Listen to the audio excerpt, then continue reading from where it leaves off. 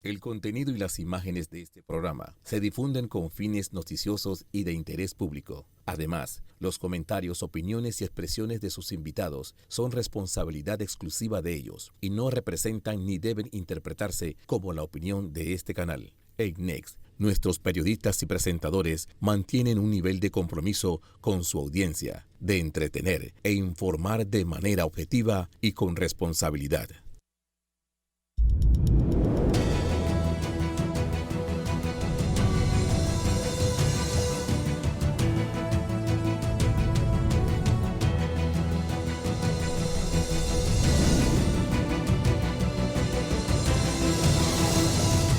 Muy buenos días, Panamá. Hoy es domingo 25 de agosto. Usted nos ve por Next, Canal 21, nos escucha por KW Continente.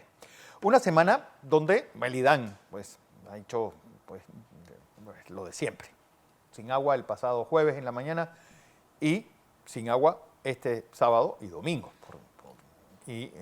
Seguimos porque se escogió al Contralor. Todo en una semana también donde la Operación Jericó y las repercusiones que ha traído con la detención del hijo del diputado Raúl Pineda, Abraham Rico Pineda, pues es un hecho. Un día también en el que, una semana también en el mundo ya Kamala Harris es la candidata presidencial del Partido Demócrata en los Estados Unidos. Además, la crisis venezolana que sigue pululando por las diferentes cancillerías del mundo. Pero uno de los temas de esta semana es el hecho del principio de especialidad en los casos del expresidente Ricardo Martinelli. Todo con un principio donde parece que a la famosa nota del señor Heinemann, él no era funcionario del gobierno de los Estados Unidos en el momento que dio la nota retirándole o diciendo que Estados Unidos no reconocería el principio de especialidad del expresidente Ricardo Martinelli. Mi invitado de hoy es Carlos Carrillo, abogado del expresidente, y esta es una historia que para no perdernos vamos a empezar por el principio, Carlos, porque ha habido altas y bajas y ha sido tal vez la persona con la que más se ha ensañado el gobierno panameño en la historia. Bienvenido y buenos días. Buenos días, sí, Fernando. Esta historia de la especialidad comienza desde el 8 de junio del año 2018, cuando el Departamento de Estado le notifica a la Embajada de Panamá en Washington, en ese momento el señor Emanuel González Revilla, la disposición de Ricardo Martinelli para ser extraditado a Panamá. Eso se da, recordemos, cuando el señor Martinelli renuncia de una apelación que había mantenido en su caso de extradición que había sido ordenada o refrendada por el juez Edwin Torres. Desde ese momento, cuando él llega a Panamá, recibe formalmente notificación de que tiene un principio de derecho de especialidad. Recordamos en ese momento que varias personas advirtieron que la precipitud de no incluir una cantidad plural de denuncias que existían contra Ricardo Martinelli o que lo trataban de vincular, obligaba a solamente juzgarlo por el delito denominado pinchazos, que eran 4 cargos. Cuando comienza el primer espectáculo público que se transmite a nivel nacional y que todavía está en las plataformas tecnológicas, el magistrado Mejía, al momento de que nos negó ver unos cuadernillos, luego se nos concedió ya a título particular a la defensa y puntualmente a mi persona, examinar esos cuadernillos en la etapa intermedia. El magistrado Mejía justifica y sustenta esa decisión en que Ricardo Martinelli, si tuviera acceso a esa información, podía utilizarla con impunidad, ya que él tenía el principio de especialidad y no se le hubiera podido investigar ni evitar cualquier actuación de él por hechos anteriores. Esa interpretación quedó ejecutoriada y nadie lo negó. Vamos al primer juicio y el 26 de agosto del 2019 se produce la absolución de Ricardo Martinelli. Ojo, en ese momento la Fiscalía anuncia el recurso de anulación con causales de casación. Cuando eso estaba en trámite, la ex procuradora Kenia Porcel hace una consulta. Nadie sabe en qué manera logró esa consulta. Se especula que fue a través de la firma de abogados Foley & Hoag, que a través de un asesor externo que se llamaba el señor Harold Koh, que había sido asesor legal número 22 del Departamento de Estado, había logrado abordar directamente al señor Thomas Heinemann vía tecnológicamente por internet, y se dio una reunión virtual en la cual la procuradora le informa al señor Heinemann una interpretación de la ley panameña. Pero hay algo que yo creo que vale la pena recordar aquí. Es decir, ¿cómo llega este buffet a trabajar para el Estado panameño? En el 2016 se hace un primer acuerdo que resulta también con una adenda en el 2018. Producto de los pagos que aparecen registrados, se le pagó hasta el 2018 aproximadamente $1 millón a esta firma, que como asesor externo incluyó al señor Koh, que se demuestra por una publicación de Boston University y por correos electrónicos que tenía una relación directa con Thomas Heinemann como su superior y como su compañero de trabajo en el Departamento de Estado. Si eso hubiera ocurrido en Panamá, fuera tráfico de influencia. La interpretación del lobismo en los Estados Unidos escapa a nuestra jurisdicción. Así se produce esta reunión del 27 de octubre, pero Kenia Porcel el 8 de noviembre de ese año anuncia su renuncia, y el 12 de diciembre es que el señor Heinemann manda la primera nota. En ese momento sí era miembro del Departamento de Estado. ¿Qué sucede? Cuando cambia el gobierno, el señor Heinemann, el 19 de octubre del año 2020, manda una nota ratificando las mismas condiciones.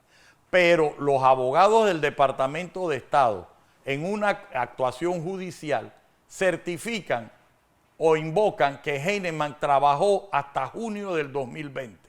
Es decir, la nota que supuestamente se mandó con membrete del Departamento de Estado para el año 2020, Heinemann, según los abogados del propio Departamento de Estado, no ocupaba ese cargo. Recientemente ha salido la confirmación de que se tenía algún tipo de vinculación al día de hoy. ¿Cómo se hace? Es decir, ¿quién pide esta nota? Porque hay otro de los puntos que vale la pena tocar aquí, es que toda comunicación del Estado panameño con cualquier funcionario del mundo tiene que ser a través de Cancillería.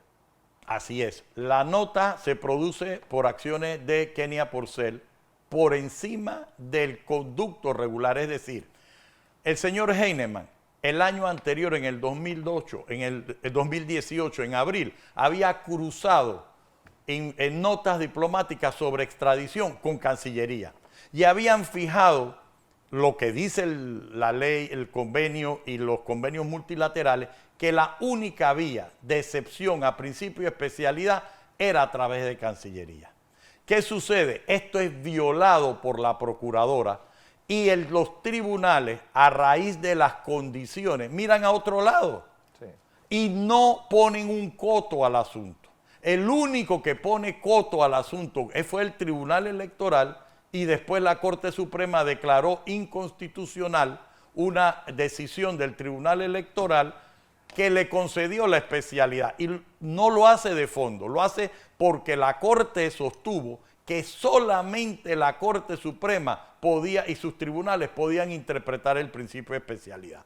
Pero en esa misma vía, como tú lo has afirmado, Fernando, el único conducto o mensajero de posiciones del gobierno de la República de Panamá, la política exterior, no, el único privativamente competente es el Ministerio de Relaciones Exteriores y no otro funcionario, a tal punto que recordemos que en este mismo caso el fiscal de la causa, David Mendoza, que luego renuncia, pidió a Cancillería el levantamiento de la especialidad en septiembre del 2017. Es decir, que tácitamente está reconociendo que había una especialidad. Totalmente. Sí, si tú no tienes, porque no tienes que levantar algo que no existe. Correcto, y que siempre se había hecho. Entonces, darle valor a lo que hizo un funcionario incompetente contaminó lo que era el principio de especialidad. Pero aparte de eso, cuando a Martinelli llega, formalmente hay dos notas. La del Departamento de Estado que le dice, usted tiene principio de especialidad, la del gobierno de Panamá, de la embajada, que dice, nos obligamos al principio de especialidad, e incluso la sentencia del juez Edwin Torres, que lo relaciona y condiciona al cumplimiento del principio de especialidad. Es decir, ¿qué consiste el principio de especialidad? Que no puede ser investigado, procesado, juzgado, condenado o relacionado en ninguna investigación por hechos anteriores a su extradición. Esa garantía era para confirmar que no iba a haber una persecución institucional por orígenes políticos que iba a permitir inventarle una serie cantidad de procesos a Ricardo Martinelli para mantenerlo detenido. Cuando se produce la anulación del primer fallo, la procuradora había cometido la imprecisión de decirle al Departamento de Estado que el caso había finalizado, lo cual fue falso, porque Ricardo Martinelli es absuelto por segunda vez el año siguiente, en el año 2020, por un segundo juicio que se le hizo. Es decir, al momento que se producen las primeras notas de Heinemann, todavía estaba en trámite el caso Pinchazo. Por eso es que se ve el Ministerio Público y el órgano judicial obligados a pedir la siguiente nota, que fue la de octubre 19 del 2020, que firma Heinemann, pero que los abogados del Departamento de Estado dicen que no era. Y la única relación que hay es que Heinemann tenía vinculación con el asesor externo de la firma de abogados que facturó aproximadamente $1 millón. Frente a eso, en este momento nosotros hemos presentado un recurso de inconstitucionalidad fundado en que hemos demostrado por certificación de la Cancillería que Panamá, lo que es conocido, jamás pidió la excepción al principio de especialidad o siquiera se tramitó por los conductos diplomáticos alguna interpretación distinta del procedimiento del principio de especialidad. Eso, sumado al hecho de que el único competente para interpretar la ley panameña son los tribunales panameños y no en proceso de excepción de especialidad. La pregunta es, ¿cómo la Corte Suprema de Justicia pues, ha permitido doble juzgamiento, imputación, acusación sin imputación y estas irregularidades? Porque al final ellas son los que deben entrar en razón un sistema, sobre todo un Ministerio Público que está totalmente fuera de control. Sí, lamentablemente la precipitud, y por ponerle un ejemplo, es algo histórico. Los 3 magistrados que sostuvieron el salvamento de votos distintos, que no podía acusarse sin imputar previamente, fueron los magistrados Ángela Russo, Cecilio Sedalice y la doctora Asunción Montalvo. En esta situación, los 3 magistrados no fueron nombrados por Ricardo Martinelli, fueron nombrados por Juan Carlos Varela y mantuvieron la objetividad en principios fundamentales. Da cuestionamiento profesional que la Corte sigue insistiendo que la sola admisión de una acusación constituye la imputación, olvidando todos los millones de dólares en capacitación que se han invertido en el módulo garantista, que por lo menos para acusarme tienes que imputarme, con esa precipitud que culmina con un cambio de procedimiento, es decir, antes te daban el expediente 15 días para irte en casación, te lo daban completo, lo dieron en un USB con páginas que faltaban y el Tribunal Superior, primero en octubre del año pasado, confirma una condena una condena que se produce luego de una audiencia que nosotros en este momento solo queremos resaltar 2 puntos que son fundamentos de la inconstitucionalidad. Uno, que la defensa pidió repreguntar a los testigos protegidos, que no sabemos quiénes eran formalmente, y que la fiscalía dijo que no se podía. Y la juez, en vez de garantizar ese derecho, lo que hizo fue usar la deposición de esos testigos para condenar a Ricardo Martinelli. ¿Quién que conozca de derecho puede confirmar o permitir una condena de una persona con testigos que no fueron contradichos? Adicionalmente a lo anterior, hubo 2 testigos que con nombre y apellido fueron invocados como prueba, admitidos, y el día del primer día de audiencia presentan una incapacidad uno y el otro dice que se va a viajar, pasan los términos eso y la defensa pide que se les vuelva a citar y la juez por precipitud dice no les doy el derecho que la ley contempla para fijar una nueva sesión en 5 días y continuar el proceso, para obligarlos a llegar. Ese fue el segundo. Y el tercer punto de la inconstitucionalidad o eje temático de la inconstitucionalidad es que para condenar a Ricardo Martinelli usan el testimonio de 2 señores, Casla y del Barrio, que habían declarado por escrito en la Embajada de Panamá en Madrid, pero que después se retractaron. Como la defensa tuvo conocimiento de esa retractación, en otro caso en Panamá, presentó, invocó como prueba, la juez negó y dijo, esos testimonios son inconducentes. Se apeló, el Tribunal Superior lo confirmó, pero cuando vemos la sentencia, para condenar a Ricardo Martinelli, usan estos 2 testigos que la juez dijo que no tenían relación con la acusación contra Ricardo Martinelli. Entonces, ¿cómo me vas a condenar con testigos que dijiste que no importaban y de pronto en la sentencia sí, y con testigos que no me pudiste permitir conocerlos ni repreguntarles, y con testigos que tú permitiste que evadieran la autoridad que debiste ejercer? Cuando anunciamos casación, dentro de todo lo malo, algo bueno tiene, y alguien especula que si se hubiera tramitado la casación, la candidatura a presidencial de Ricardo Martinelli hubiera mantenido su vigencia. El 9 de febrero, Ricardo Martinelli es notificado del rechazo de la admisión de la casación, pero el 7 se había asilado. ¿Cómo es posible que den por notificado a Ricardo Martinelli si un propio asesor legal de la Corte dijo que debía hacerse vía diplomática para poder hacer la audiencia de cumplimiento? Entonces, cuando Ricardo Martinelli no se le admite, de lo malo lo menos malo, la Corte ni ninguna de sus salas se ha pronunciado en cuanto a la condena de Ricardo Martinelli. Y eso permite 2 acciones. La primera, que ya implementamos, es la inconstitucionalidad. Ya la Corte en precedentes ha dicho que no se puede permitir que una persona sea condenada sin darle el derecho a examinar las pruebas y contrainterrogar.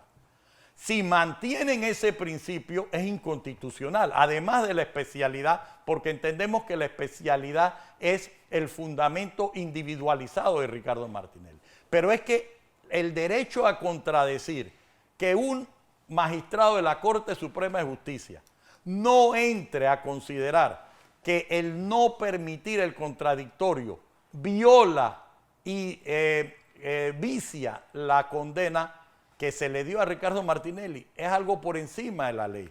Nosotros guardamos la fe y así nos obliga el derecho a tener que recurrir ante la Corte Suprema de Justicia a pleno para ver si no queda la impronta de que puedes condenar a una persona violándole sus derechos y no permitiéndole interrogar. Ese es el desideratum que ha presentado la defensa en este momento. Quedan otros recursos a nivel local e internacional que se van a ir agotando. Sin embargo, independientemente de lo que se diga, lo que sí probó Ricardo Martinelli en el juicio, que el dinero que invirtió en Editora Panamérica, que él puso y él es el responsable, son lícitos, son legales y se obtuvieron de fuente lícita. Lo dijo el perito del Ministerio Público y lo dijeron los peritos privados. Es decir, con toda esta tramoya, el sistema judicial ahora tiene un momento de oxigenarse y mantener la jurisprudencia que ha dicho. Ahora, si vuelven a cambiar la jurisprudencia, van a afectar la seguridad jurídica. Así como ha quedado empañado el nombre profesional de aquellos magistrados que se atrevieron a decir que se puede acusar a una persona sin imputarlo. Y eso no es dable en un Estado de Derecho. ¿Por qué? Porque ¿cómo me vas a referir que vas a sustentar que no hay especialidad por una nota espuria cuestionada cuando uno sabe que de los actos ilegales no pueden surtir efecto? Pero nos encontramos en la vorágine política que se usó para una precipitud lamentable y funesta por parte coyunturalmente del órgano judicial y que la realidad humana y la evolución política ahora presenta esto. Vamos a esperar cómo se desencadena el asunto. Así es, vamos a información comercial. Cuando regresemos, hay más, porque ¿qué sigue ahora? ¿Qué se espera con esta demanda de inconstitucionalidad que se ha presentado en la Corte Suprema de Justicia? Y si esto todavía no era un caso cerrado, porque todavía hay apelaciones que están pues surtiendo efecto en este mismo caso de New Business. Es decir, fue jalado de los cabellos para evitar que Ricardo Martinelli fuera candidato presidencial. Después del cambio.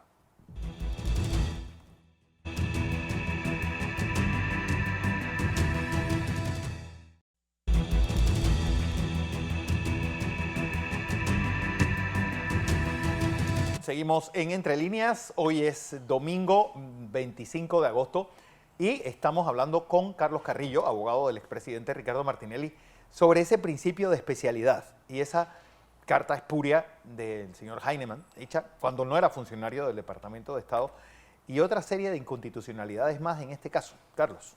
Sí, mira, en definitiva, el escenario que tenemos es que la Corte va a tener una oportunidad procesal de tramitar esto y que se haga una interpretación y se dé seguridad jurídica conforme la norma constitucional. Eso es una parte. La segunda parte es que tenemos otros remedios a nivel local, pudiéramos presentar una revisión o a nivel internacional, ya están desde el año 2019 los pronunciamientos de la Organización de Naciones Unidas a través del grupo de trabajo que se están actualizando y a nivel también de otras jurisdicciones, pues hacer el reclamo pertinente. Eso es una realidad, pero Ricardo Martinelli hasta el día de hoy se mantiene asilado, reconocida su condición de perseguido político de conformidad a los convenios internacionales, esperando que el sistema de justicia actúe conforme a derecho. Y vuelvo y repito, a Ricardo Martinelli lamentablemente ha quedado la impronta de que se le ha variado normas procesales para acelerar con precipitud situaciones para compararlo con el calendario electoral. En el año 2019, habiéndose debatido su inocencia o estándose debatiéndose su inocencia, se le proscribió poder correr para diputado y alcalde. 5 años más tarde sucede lo que hemos vivido, que un fallo en febrero proscribe una postulación para el 5 de mayo. Al negarse la admisión de esa casación, pues se truncó la posibilidad de que Ricardo Martinelli fuera candidato. Una afectación directa. El fenómeno político de la vigencia de Ricardo Martinelli políticamente en los resultados del 5 de mayo, pues ha mantenido una conciencia de que las situaciones jurídicas penales han sido evaluadas y han sido juzgadas y en conciencia por las violaciones y el concepto que se tiene. Ricardo Martinelli frente a la comunidad es inocente de los cargos que a él se le endilgaron y que todo el país pudo ver vía plataformas tecnológicas y sacar sus propias conclusiones. Hasta el propio presidente de la República ha dicho su criterio profesional y personal en relación a al juzgamiento. Ahora, pregunta, Después nos hacemos los cuestionamientos por qué los funcionarios judiciales o abogados que pasan, que se someten a examen profesional, no pasan o lo estamos viendo como síntoma públicamente en sus actuaciones. Pero, ¿qué sigue? Sí, porque hay algo mucho más profundo en todo esto. Es decir, que es un entuerto que debe resolverse o nacional o internacionalmente, porque aquí se truncó una candidatura presidencial con muchísimas opciones de ganar. Aquí se ha hecho, pues, se ha jugado bolsita con la justicia, porque realmente son cosas que han sido burdas, presiones de los medios de comunicación adversos a Ricardo Martinelli, conociendo fallos antes que salgan, presiones de gente que no tenía arte ni parte en este negocio, hablando como si fueran los expertos y tomándose como si fueran expertos. Ahí estuvo este señor que de contabilidad no sabía mucho, y usado de perito. Sí, y que se convirtió en una corriente institucional el hecho de descalificar a los candidatos que mejor marcaban en las encuestas. Sucedió en Guatemala, o hubo un intento en Guatemala, sucedió en Venezuela, y Panamá no escapó a esa realidad que se usaba el poder, o se usó el poder para impedir el derecho de elegir y ser electo, por circunstancias que pues, en la historia se analizarán.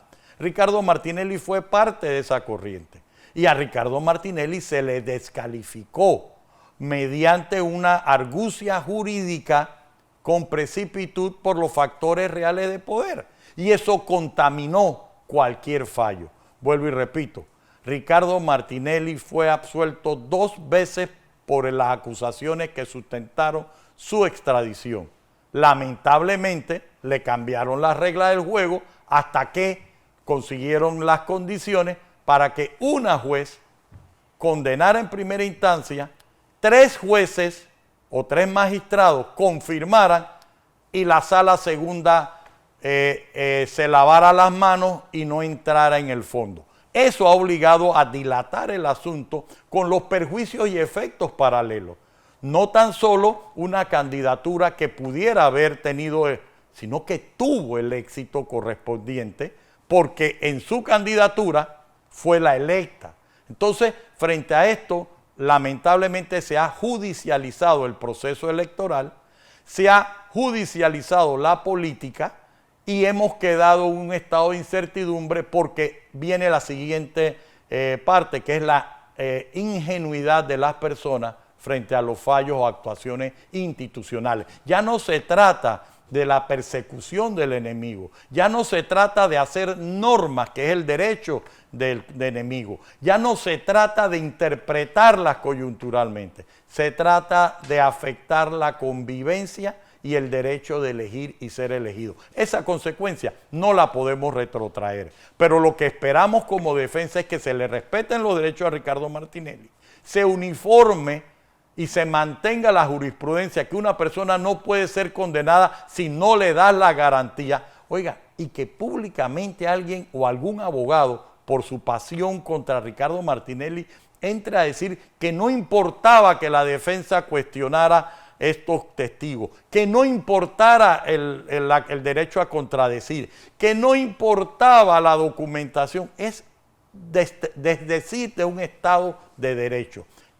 Estamos en el órgano judicial tendiendo a que tienen la oportunidad de no constituirnos en un Estado de Derecho fallido. Nosotros seguiremos agotando todos los recursos. Lo raro es que nosotros le estamos exigiendo a Venezuela cosas que aquí se han pasado, que han hecho incluso los venezolanos con mayor, han procurado hacerla con menos mesura y guardando más las apariencias hacia la grada.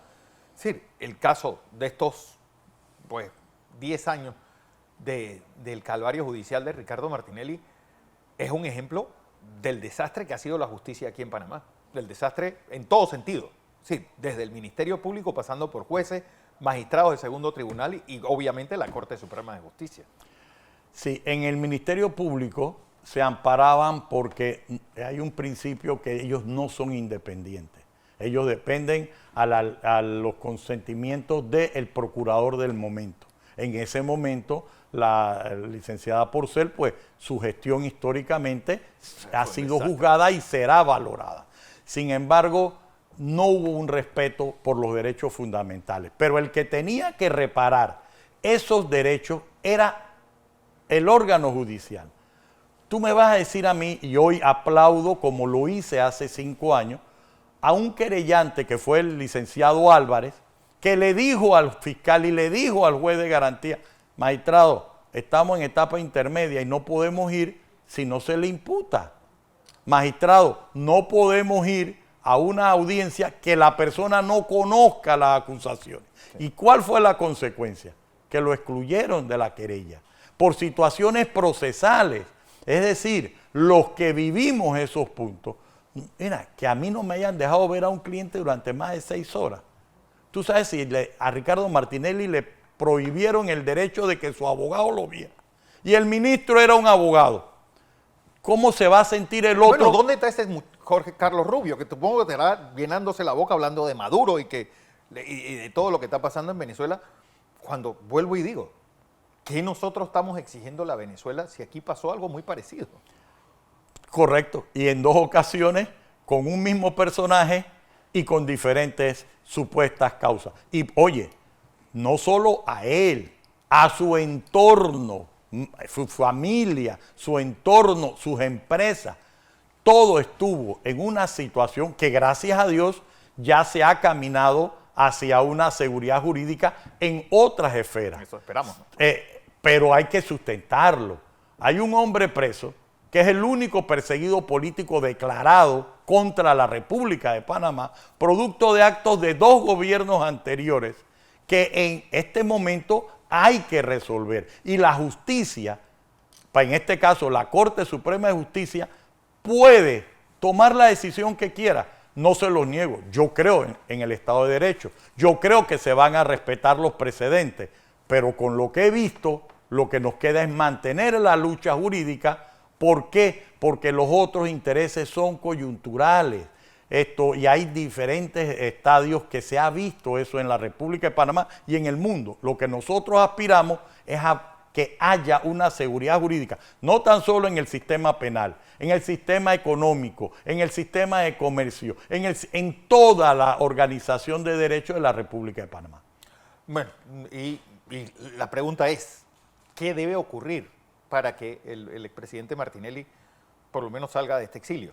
Es decir, un fallo de inconstitucionalidad por parte de la Corte automáticamente haría que el caso llamado New Business se cayera para todos los que han sido condenados, por ejemplo. No, en este caso sería la impronta para comenzar el camino hacia los derechos institucionales que todos los panameños poseemos. Ese es un primer paso, sí, es el paso más grande y sería la reivindicación del sistema de justicia.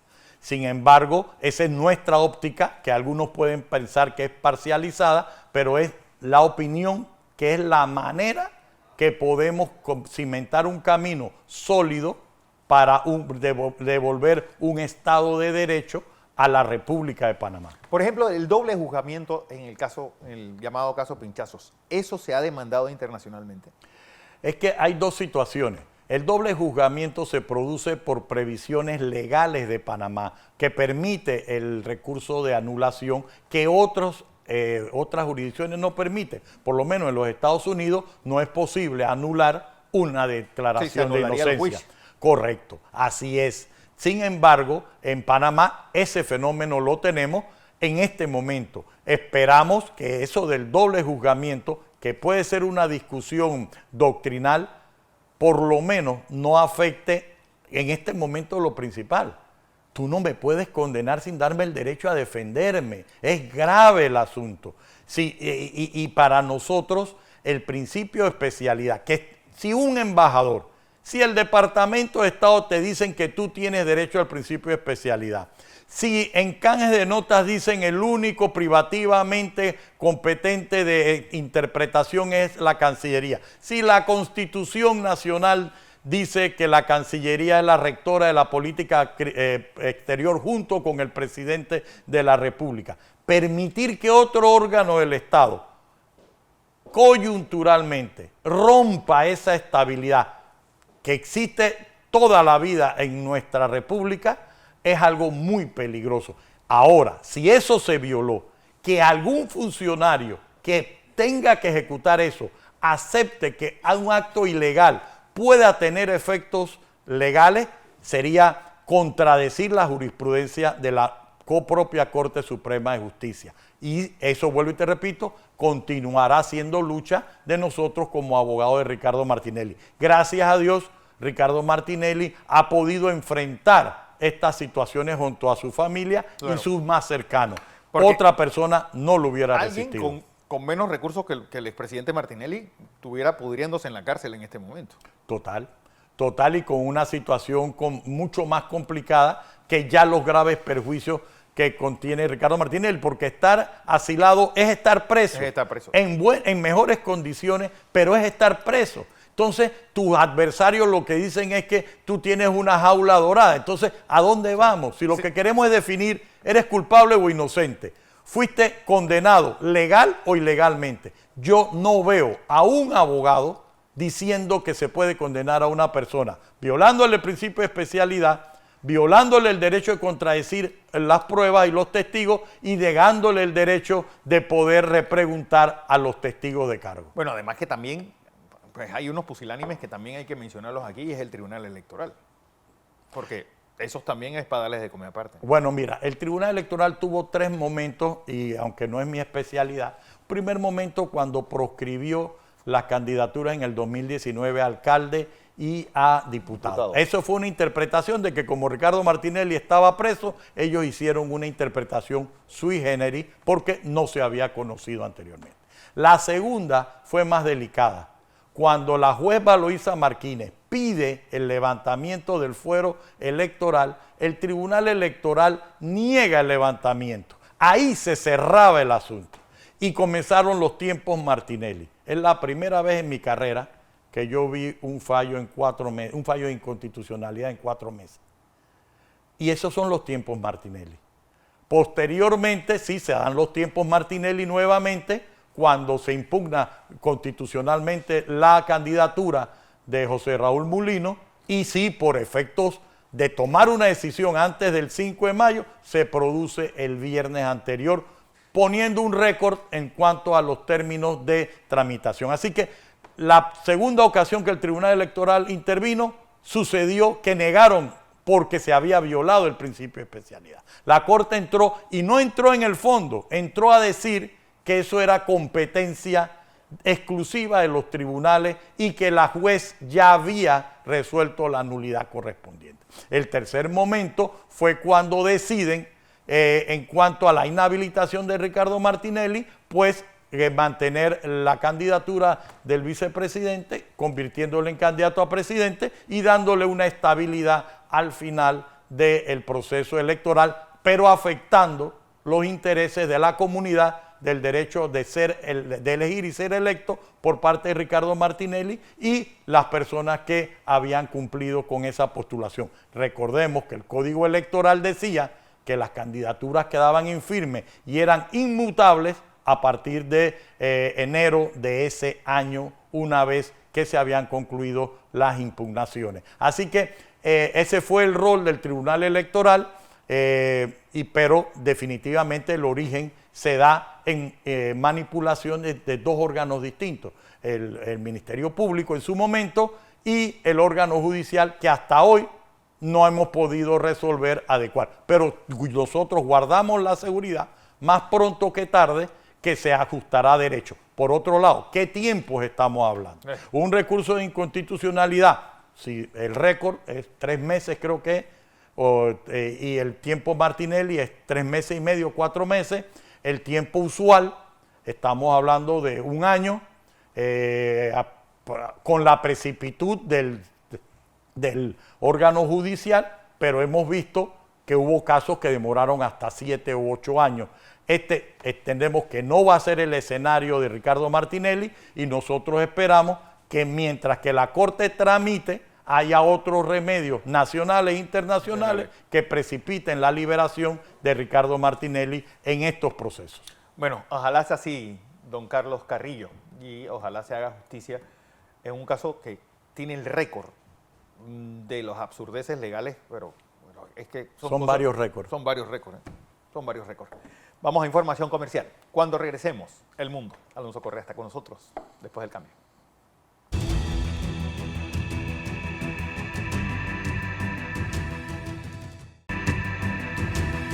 Seguimos en Entre Líneas. Alonso Correa, El Mundo. Bueno, muy buenos días, feliz domingo, aquí desde el estudio, gusto de volver. Y bueno, una situación bastante caótica es lo que tiene el gobierno del Kremlin, el gobierno ruso, en esta región de Kursk, una región que recordemos ha sido invadida en esta ofensiva ucraniana que ha tomado más de 1000 kilómetros cuadrados en territorio ruso. Una ofensiva que no solamente les da ahora una posición de poder en las mesas de negociaciones al gobierno de Kiev, sino que obliga al ejército ruso a sacar fuerzas de algún sitio, sacar soldados, a enviar a conscriptos, que son los que están luchando en esta región, y eso debilitaría no solamente el poco que ya hemos visto que lo perdió durante un momento el gobierno de Moscú, esta cohesión social, unas enormes movilizaciones humanas que buscaban parar el conflicto en Ucrania y que podemos ver, si se siguen usando conscriptos en Kursk, podemos ver de nuevo estas protestas de madres buscando salvar a sus hijos, que ya ocurrió en la invasión de Afganistán y que puede ocurrir ahora con una invasión en territorio ruso. Lo cierto es que ya 134.000 personas han salido de la región. Estos son datos ofrecidos por el gobierno ruso. 134.000 personas que han salido de Kursk y que no se han visto han visto muy pocos casos de ataques ucranianos a estas columnas humanitarias de escapada, de desbandada. ¿Qué es lo que ocurre? El gobierno ruso parece que o no le importa o no tiene la capacidad para hacerle frente a algo que se le puede convertir muy, muy pronto en una bola, en una guerra de trincheras en donde ninguno de los dos bandos se mueva.